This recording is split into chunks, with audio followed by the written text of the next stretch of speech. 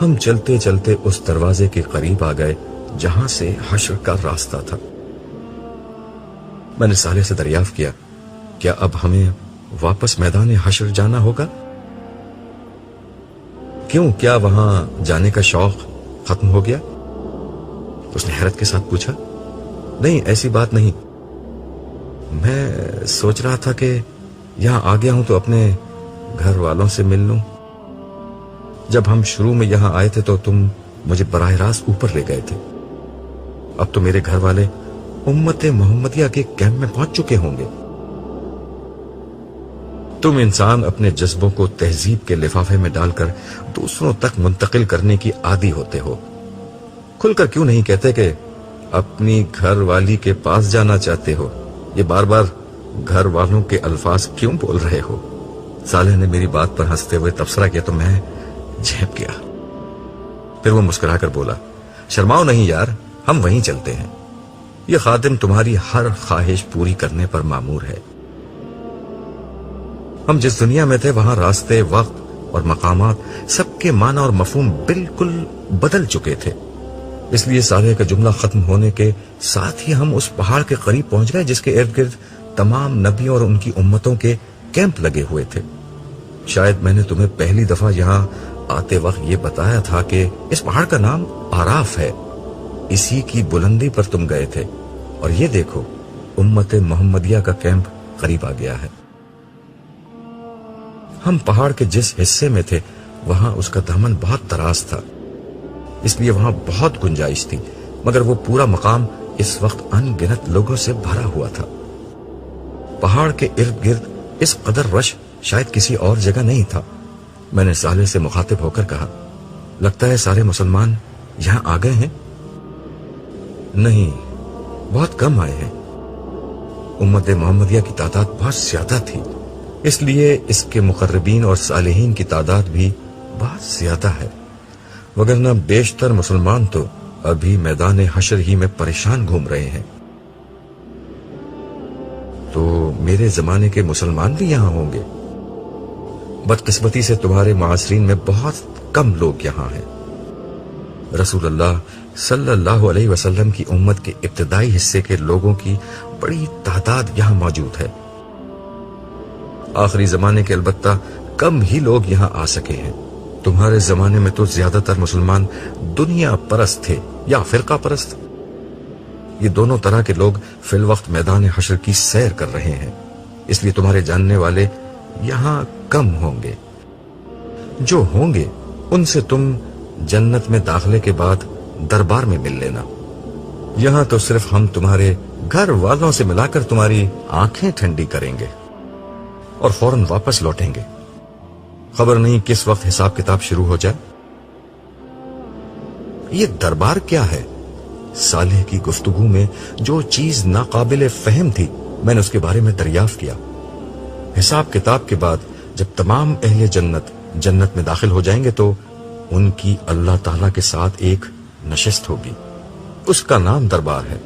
اس نشست میں تمام اہل جنت کو ان کے مناصب اور مقامات رسمی طور پر تفویض کیے جائیں گے۔ یہ لوگوں کی ان کے رب کے ساتھ ملاقات بھی ہوگی اور مقربین کی عزت افزائی کا موقع بھی ہوگا۔ میں اس سے مزید کچھ اور دریافت کرنا چاہتا تھا مگر گفتگو کرتے ہوئے ہم کیمپ کے کافی نزدیک پہنچ چکے تھے۔ یہ خیموں پر مشتمل ایک وسیع و عریض بستی تھی۔ اس بستی میں لوگوں کے کیمپ مختلف زمانوں کے اعتبار سے تقسیم تھے۔ بعض خیموں کے باہر کھڑے ان کے مالکان آپس میں گفتگو کر رہے تھے۔ یہی مجھے اپنے بہت سے ساتھی اور رفقا نظر آئے جنہوں نے دین کی دعوت میں میرا بھرپور ساتھ دیا تھا۔ ان کو دیکھ کر مجھے اتنی خوشی ہوئی کہ بیان سے باہر ہے۔ یہ وہ لوگ تھے جنہوں نے اپنی جوانیاں، اپنے کیریئر، اپنے خاندان اور اپنی خواہشات کو کبھی سر پر سوار نہیں ہونے دیا تھا۔ ان سب کو ایک حد تک رکھ کر اپنا باقی وقت، صلاحیت، پیسہ اور جذبہ خدا کے دین کے لیے وقف کر دیا تھا۔ اسی کا بدلہ تھا کہ آج یہ لوگ اس ابدی کامیابی کو سب سے پہلے حاصل کرنے میں کامیاب ہو گئے جس کا وعدہ دنیا میں ان سے کیا گیا تھا۔ یہی ہمیں امت مسلمہ کی تاریخ کی بہت سی معروف ہستیاں نظر آئیں ہم جہاں سے گزرتے لوگوں کو سلام کرتے جاتے. ہر شخص نے ہمیں اپنے خیمے میں آ کر بیٹھنے اور کچھ کھانے پینے کی دعوت دی، جسے صالح شکریہ کے ساتھ رد کرتا چلا گیا. البتہ میں نے ہر شخص سے بعد میں ملنے کا وعدہ کیا. راستے میں صالح کہنے لگا، ان میں سے ہر شخص اس قابل ہے کہ اس کے ساتھ بیٹھا جائے. تم اچھا کر رہے ہو کہ ان سے ابھی ملاقات طے کر رہے ہو. ان میں سے بہت سے لوگوں سے بعد میں وقت لینا بھی آسان نہیں ہوگا. یہ کہہ کر وہ ایک لمحے کے لیے رکا اور محبت آمیز نظروں سے میری طرف دیکھ کر بولا، وقت لینا تو تم سے بھی آسان نہیں ہوگا عبداللہ. تمہیں ابھی پوری طرح اندازہ نہیں. اس نئی دنیا میں تم خود ایک بہت بڑی حیثیت کے مالک ہو گئے، مگر حقیقت یہ ہے کہ تم پروردگار عالم کے معیار پر ہمیشہ سے ایک بہت بڑے حیثیت کے آدمی تھے.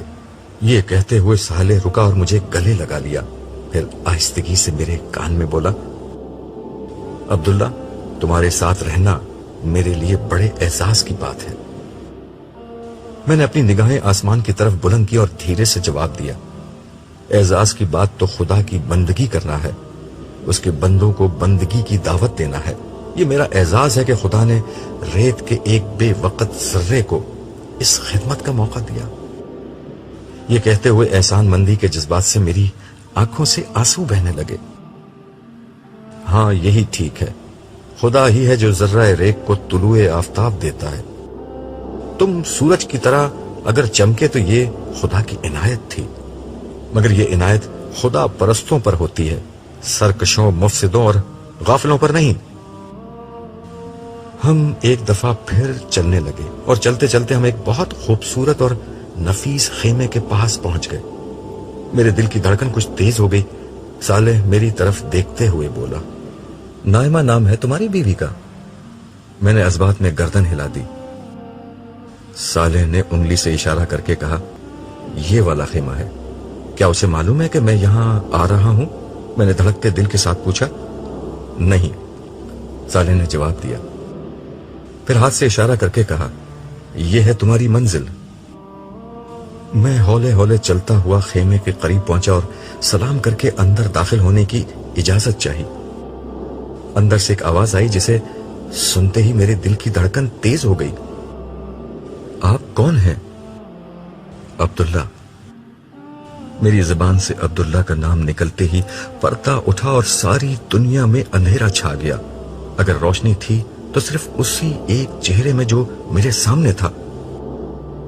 وقت، زمانہ، صدیاں اور لمحے سب اپنی جگہ ٹھہر گئے. میں خاموش کھڑا ٹکٹکی باندھ کر اسے دیکھتا رہا. نائمہ کا مطلب روشن ہوتا ہے، مگر روشنی کا مطلب یہ ہوتا ہے، یہ مجھے آج پہلی دفعہ معلوم ہوا تھا.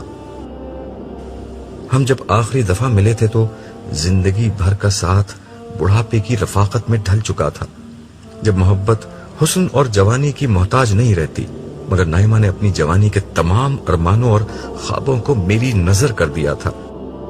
اس نے جوانی کے دنوں میں بھی اس وقت میرا ساتھ دیا تھا جب میں نے آسان زندگی چھوڑ کر اپنے لیے کانٹوں بھرے راستے چن لیے تھے.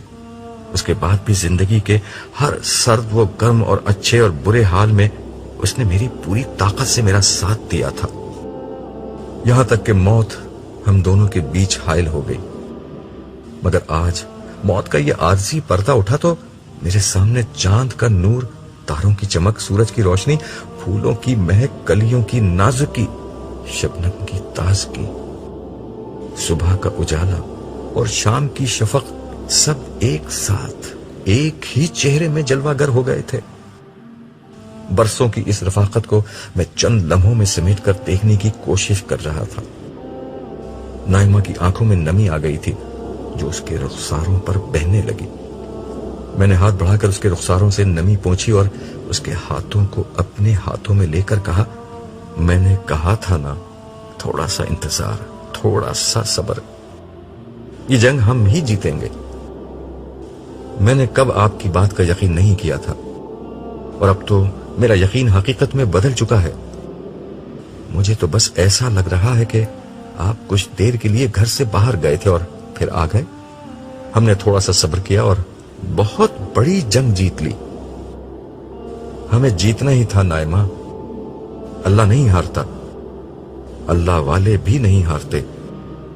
وہ دنیا میں پیچھے رہ سکتے ہیں مگر آخرت میں ہمیشہ سب سے آگے ہوتے ہیں۔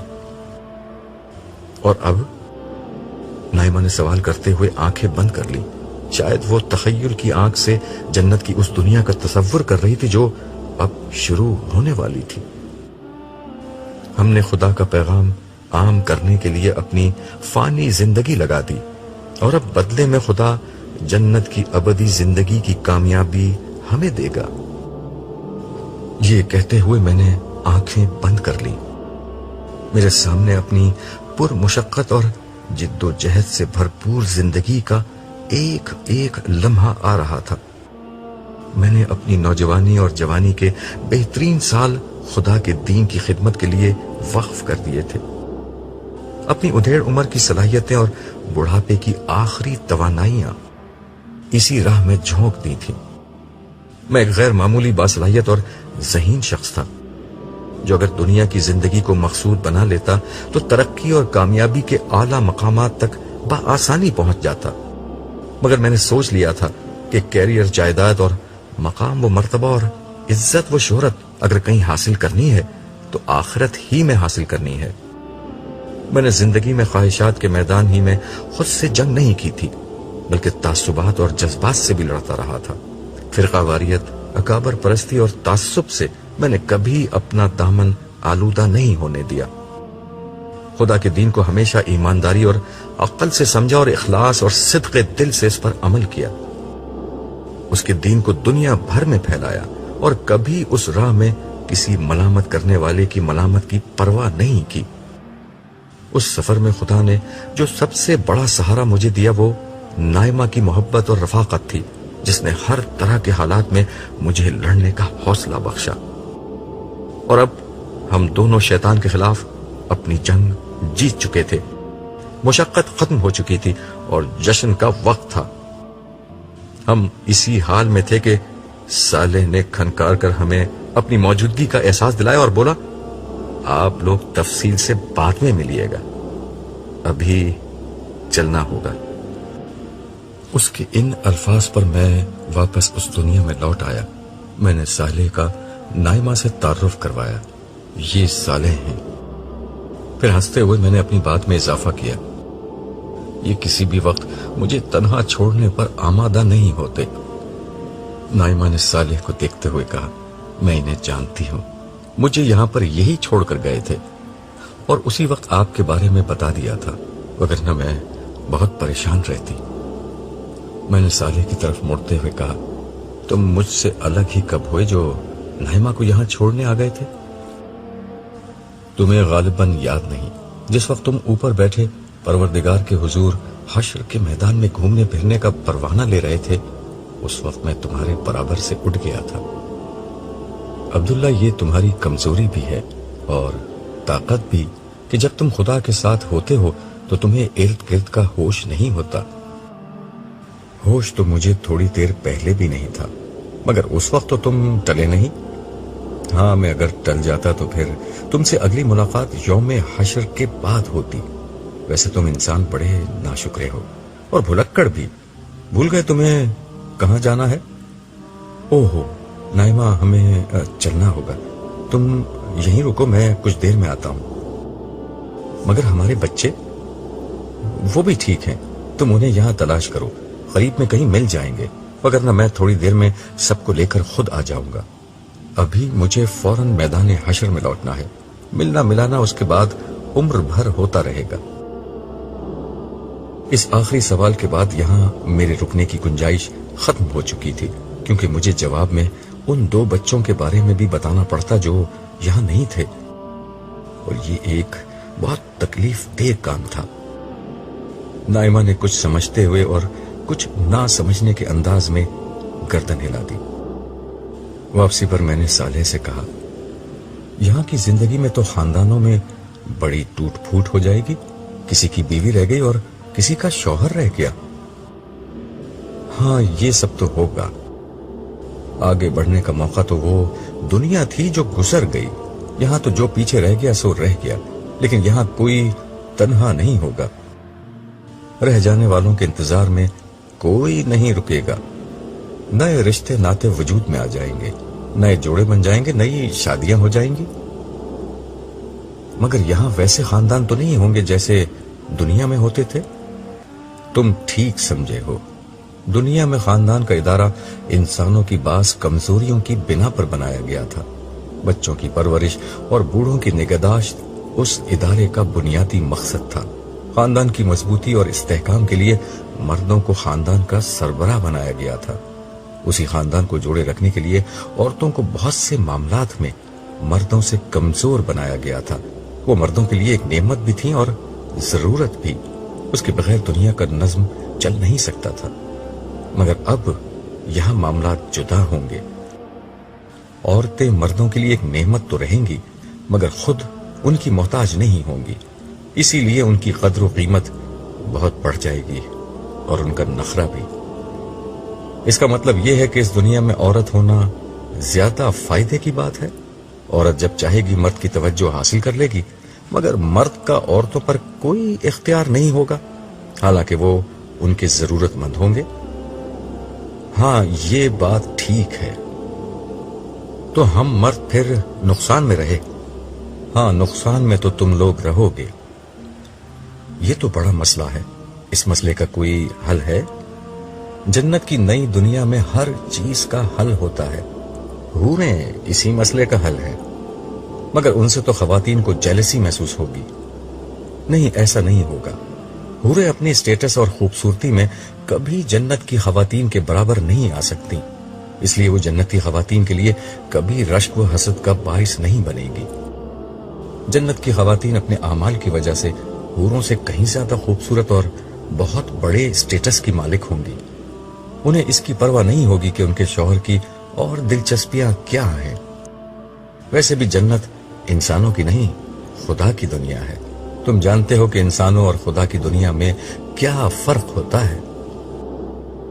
मैं खामोशी से सवालिया निगाहों से उसे देखता रहा। उसने अपने सवाल का खुद ही जवाब दिया।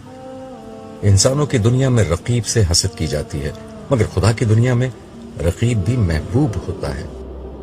ये बात तो लाजवाब है, मगर इस मसले का फैसला जन्नती खवातीन ही कर सकती हैं। जन्नत पाकीज़ा लोगों के रहने की जगह है। उनकी पाकीज़गी खुदा की मेहरबानी से किसी मनफी जज्बे को उनके पास फटकने नहीं देगी। सालेह ने मेरी बात का बराह रास्त जवाब देने के बजाय एक उसूली बात बयान की और फिर उसकी मजीद वजाहत करते हुए कहा, असल में तुम अभी तक इंसानी दुनिया के असरात से नहीं निकले हो। पिछली दुनिया आजमाइश की दुनिया थी, इसलिए वहां मस्बत जज्बों के साथ मनफी जज्बे भी रख दिए गए थे। ये मनफी जज्बे इंसानी शख्सियत के अंदर से उठते थे। हर मोमिन मर्द और औरत की ये जिम्मेदारी थी कि वो हर तरह के मनफी हालात और माहौल में रहने के बावजूद अपने अंदर पैदा होने वाले मनफी जज्बात पर काबू पाए। ये बिल्कुल ऐसे ही है जैसे पसीना, बोलो बराज, पेशाब वगैरह इंसानी जिस्म से निकलने वाली गंदगियां थीं, मगर हुक्म था कि हर गंदगी से अपने वजूद को पाक रखो। तो तुम लोग पानी से गुस्ल व तहारत करते थे। उसी तरह मनफी जज्बे भी अंदर से पैदा होने वाली गंदगियां थीं। गुस्सा, नफरत, झूठ, हसद, तकब्बुर, कीना, जुल्म और इन जैसी तमाम गंदगियों के बारे में हुक्म था कि सब्र के पानी से इन्हें धो डालो। मोमिन मर्द औरत जिंदगी भर ये मुशक्कत उठाते रहे, मगर आज के दिन उन्हें हर ऐसी मुशक्कत से पाक कर दिया जाएगा। यानी मतलब यह कि अब ना इनके जिस्मों से गंदगियां निकलेंगी और ना इनके जहन में मनफी जज्बे और ख्यालात ही पैदा होंगे। जन्नत खूबसूरत लोगों के रहने की एक खूबसूरत जगह है जहां कोई बदसूरत जज्बा बाकी नहीं रहेगा। लेकिन मेरे ख्याल में इस बहस में असल बात ये सामने आई कि हूरें जन्नत की खवातीन से कमतर हैं और बस गुजारे के काबिल हैं, तभी वो उनसे हसद नहीं करेंगी। फिर मैंने हंसते हुए अपनी बात में इजाफा किया, मुसलमान खामखा हूरों के हुस्न का चर्चा सुनकर उनके दीवाने बने और बिला वजह लोगों के ताने सुनते रहे। मेरे मजाक के जवाब में सालेह ने संजीदगी से कहा, ये दोनों तुम्हारी गलत फहमियां हैं। बात यह है कि जन्नत में तुम मर्द औरतों के लिए कोई ایسا قیمتی اثاثہ نہیں رہو گے جس کی وجہ سے وہ کسی سے حسد کریں۔ رہی حوریں تو ان کی تحقیر مت کرو کہ ان کے لیے کمتر اور گزارے کے قابل کے الفاظ بولو۔ وہ جنتی خواتین جیسی تو نہیں، مگر بہرحال ایسی بھی نہیں کہ تم ان کو کمتر سمجھو۔ اچھا تو وہ کیسی ہیں؟ میں بتاتا ہوں وہ کیسی ہیں۔ وہ حوریں نسوانی جمال کا آخری نمونہ اور جسمانی خوبصورتی کا آخری شاہکار ہیں۔ ان کا بے مثال حسن اور باکمال روپ سرخی پاؤڈر کے سنگھار، گجروں کے تار، موتیوں کے ہار اور زیب و زینت کی جھنکار کا محتاج نہیں ہوتا۔ ان کے وجود کی تشکیل کے لیے کائنات اپنا ہر حسن مستعار دیتی ہے۔ پھول اپنے رنگ، ہوا اپنی لطافت، دریا اپنا بہاؤ، زمین اپنا ٹھہراؤ، تارے اپنی چمک، کلیاں اپنی مہک، چاند اپنی روشنی، سورج اپنی کرنیں، آسمان اپنا توازن، چوٹیاں اپنی بلندی اور وادیاں اپنے نشیب جب جمع کر دیتے ہیں تو ایک حور وجود میں آتی ہے۔ ان کا حسن خوبصورتی کے ہر معیار پر آخری درجے میں پورا اترتا ہے۔ ان کا قد لمبا اور رنگ زردی مائل گورا ہے، پورے جسم کی جلد بے داغ اور شفاف ہے، آنکھیں بڑی بڑی اور گہری سیاہ ہیں، مگر ہر لباس کی مناسبت سے اس کے رنگ میں ڈھل سکتی ہیں۔ ان کی بھویں ہموار اور پلکیں دراز ہیں۔ ان کی نظر عام طور پر جھکی رہتی ہے، مگر جب اٹھتی ہے تو تیر کی طرح دل تک جا پہنچتی ہے۔ ان کا چہرہ کتابی، پیشانی کشادہ، رخسار سرخی مائل، ناک ستوا، زبان شیریں، ہونٹ گلاب کی طرح نازک اور دانت موتیوں کی طرح چمکدار ہیں۔ ان کے بال ریشم کی طرح نرم اور چمکدار اور ان کے سفید رنگ کے برعکس گہرے سیاہ اور پنڈلیوں تک لمبے ہیں۔ ان کی آواز سریلے نغموں کی طرح کان میں رس کھولتی، باتوں سے موتی جھڑتے اور مسکراہٹ سے رت حسین ہو جاتی ہے۔ ان کے وجود میں حیا کا عطر اور سانسوں میں خوشبوؤں کی مہک ہے۔ ان کے لہجے میں نرمی، چلنے کے انداز میں دلربائی اور بولنے کے طریقے میں شان و وقار ہے۔ ان کا معطر وجود مخملی لباس اور چمکتے زیور کے اندر بادلوں میں چھپے کھلتے بدر کامل کا منظر پیش کرتا ہے۔ تم نے حوروں کو دیکھا ہے؟ نہیں، انہیں کسی نے نہیں دیکھا، صرف ان کا احوال سنا ہے، وہی تمہیں سنا رہا ہوں۔ سالے بے تکان بول رہا تھا اور میں خاموشی سے اس کی شکل دیکھ رہا تھا۔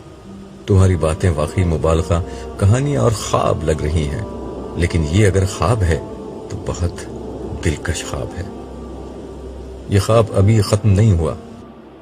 سنو، ایک حور کا وجود بل کھاتی ندی کی طرح ڈھلتا ہے جو آسمان کی سیاہ گھٹاؤں سے برف کی صورت اپنے سفر کا آغاز کرتی، جھرنوں اور آبشاروں کی صورت نکلتی، ڈھلانوں میں اترتی، میدانوں میں ٹھہرتی، بلندیوں کو چھوتی، نشیب کی طرف بڑھتی، ٹیلوں کو عبور کرتی ہوئی وادیوں تک پہنچتی ہے اور آخرکار نیکی، پارسائی اور تقوی کے اس سمندر پر اپنا وجود نچھاور کر دیتی ہے۔ جس نے زندگی صبر اور تقوی کے ساتھ گزاری، یہ اس لیے ہوتا ہے کہ یہ ندی اپنے پورے سفر میں کسی نجاست، کسی آلودگی کا شکار نہیں ہوتی، ہر نامحرم نگاہ کو اپنی دید اور لمس سے دور رکھتی ہے۔ یہ ہزاروں میل کا سفر پاک دامنی کے ساتھ طے کرتی ہے، اس لیے پاک دامن سے کم کسی شخص کو قبول نہیں کرتی، اور آخرکار سیل شباب کی چڑھتی گھٹتی موج کا سا ان کا وجود اپنے سمندر میں ہمیشہ کے لیے ضم ہو جاتا ہے۔ مجھے سمجھ ہی نہیں آتا کہ تعریف حوروں کی کروں یا تمہارے بیان کی۔ تعریف تو صرف اللہ کی ہونی چاہیے، مگر یاد رہے میں فرشتہ ہوں، یہ میرے نہیں انسانی جذبات کا اظہار ہے۔ میں نے انسانی الفاظ اور جذبوں کے بارے میں جو کچھ سیکھا ہے اس کا اکثر حصہ تمہارے ساتھ رہ کر تم سے سیکھا ہے، اس لیے تم چاہو تو اپنی تعریف آپ کر سکتے ہو۔ نہیں، تعریف کا مستحق تو صرف اللہ ہے، اور جو ہر خوبصورتی کا خالق ہے، چاہے وہ بیان کی ہو یا انسان کی۔ مگر یہ بتاؤ، کیا یہ حوریں انسان ہوں گی؟ ہاں، یہ بھی انسان ہے۔ اسی طرح اہل جنت کے وہ خدام جنہیں غلمان کہا جاتا ہے، وہ بھی انسان ہی ہیں. یہ وہ لڑکے ہیں جو ہمیشہ لڑکے ہی رہیں گے. یہ لڑکے کیوں رہیں گے؟ ملازم اور خادم تو وہ بہتر ہوتا ہے جو زیادہ عمر کا ہو اور زیادہ سمجھ رکھتا ہو. میں نے ذہن میں آنے والا ایک اعتراض جڑ دیا. نہیں، ایسا نہیں ہے. یہ کم عمر ہونے کے باوجود بلا کے مزاج شناس ہوں گے. اہل جنت کی مجلسوں میں جب کسی جنتی کا مشروب ختم ہوگا تو یہ اس کی نظر دیکھیں گے اور بلا کچھ کہے سنے اس کے گلاس میں مطلوبہ شراب اتنی ہی مقدار میں ڈالیں گے جتنی اسے ضرورت ہوگی. اس لیے ان کی سمجھ بوجھ اور مزاج شناسی کی تو کوئی حد نہیں. البتہ انہیں لڑکوں کی شکل میں اس لیے رکھا جائے گا کہ جسمانی طور پر مستعد رہیں اور لمحہ بھر میں ہر خدمت بجا لائیں. ان کا لباس، شکل اور حلیہ انہیں ایسا بنا دے گا گویا محفل میں قیمتی موتی بکھرے ہوئے ہیں. ان کے ابدی طور پر کم عمر لڑکے بنائے جانے کی دوسری وجہ یہ ہے کہ ان کو کبھی ازدواجی تعلق کی ضرورت نہ ہو، جبکہ حوریں مکمل شباب کی عمر کو پہنچی ہوئی لڑکیاں ہوں گی اور اہل جنت کی بیویاں ہوں گی. کیا حوریں اور غلمان اہل جنت کے لیے خاص طور پر تخلیق کیے جائیں گے؟ یہ ایک لمبی کہانی ہے. ہمارے پاس وقت کی کون سی کمی ہے؟ یہ لمبی کہانی بھی سناتے جاؤ.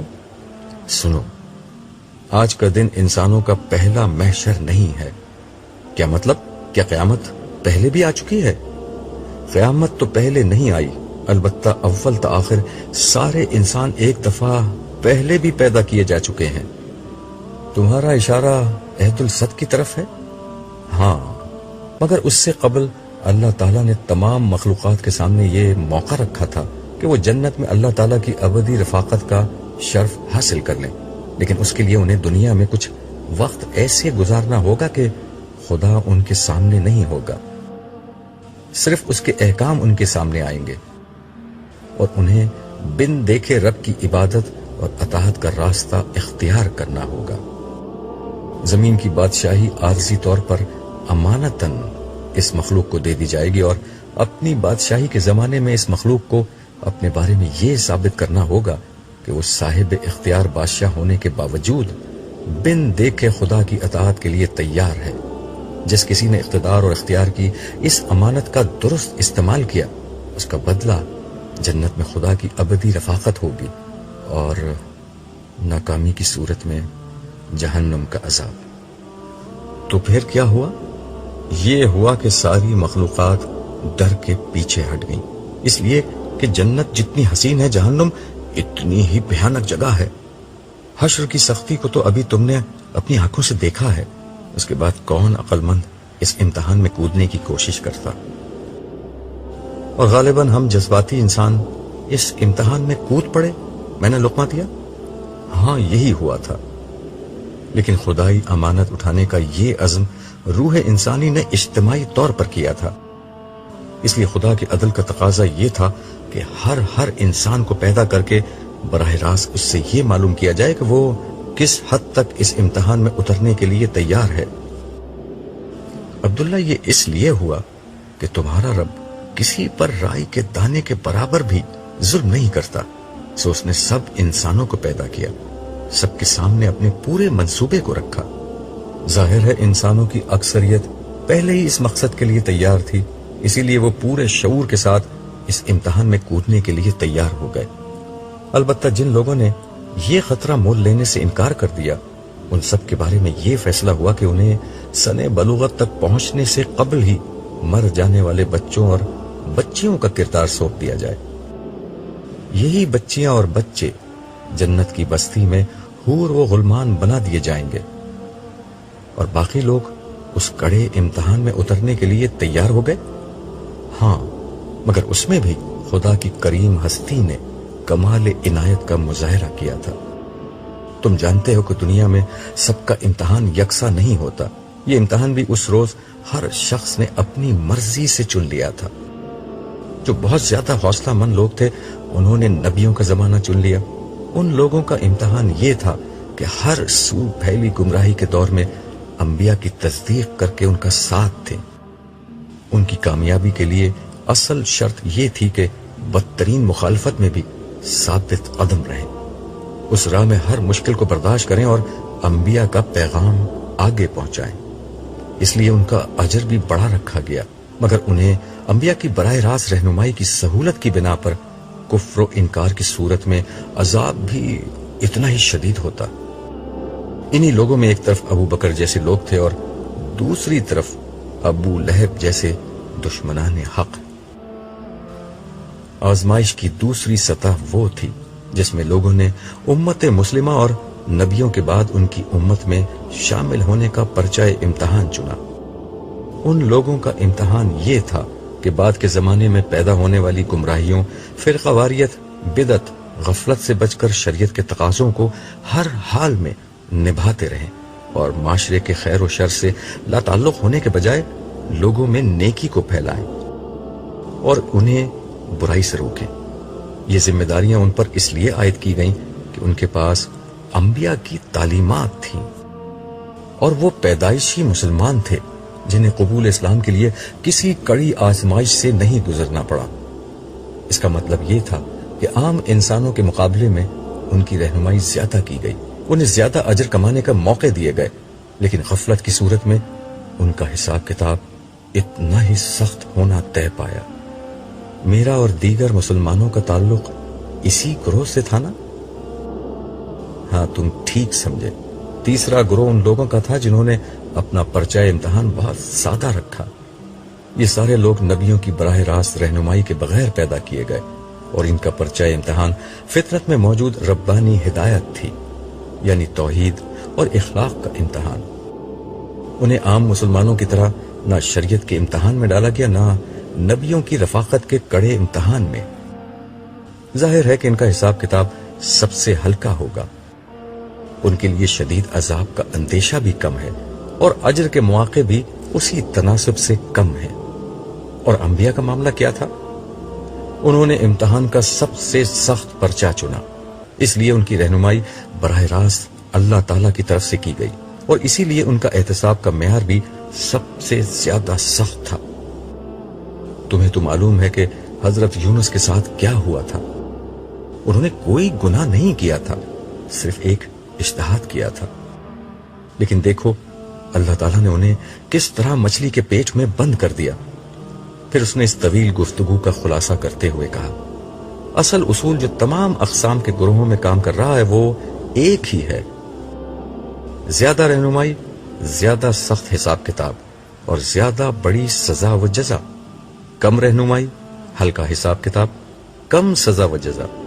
مگر کسی انسان کا تعلق کسی گروہ سے ہے، اس کا انتخاب انسانوں نے خود کیا ہے، اللہ تعالیٰ نے نہیں۔ اس کا مطلب یہ ہوا کہ اگر دنیا میں میری رہنمائی بہت زیادہ کی گئی تو یہ دراصل میری اپنی درخواست کے نتیجے میں کی گئی تھی۔ ہاں، بالکل ایسا ہی ہے۔ اسی وجہ سے تم آج اتنا اونچا درجہ پانے میں کامیاب ہو گئے۔ اگر تم اس رہنمائی کی قدر نہ کرتے تو تمہیں اتنا ہی شدید عذاب دیا جاتا۔ یار، میں نے کتنا بڑا رسک لے لیا تھا۔ یہی تمہاری دنیا کا اصول تھا، نو رسک نو گین۔ مجھے اس لمحے احساس ہوا کہ میں نے کیا پا لیا ہے اور کس خطرے سے نکل گیا ہوں۔ میں بے اختیار سجدے میں گر گیا۔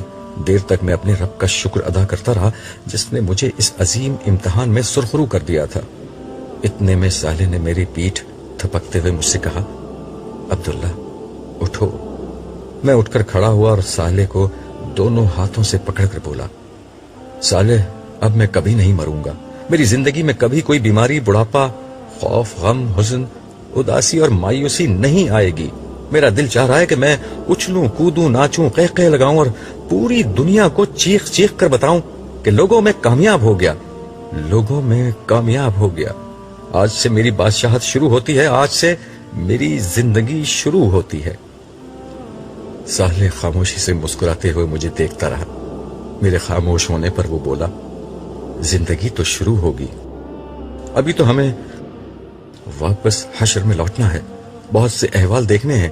خدا نے تمہیں بڑا غیر معمولی موقع دیا ہے، آؤ میدان حشر میں چلتے ہیں۔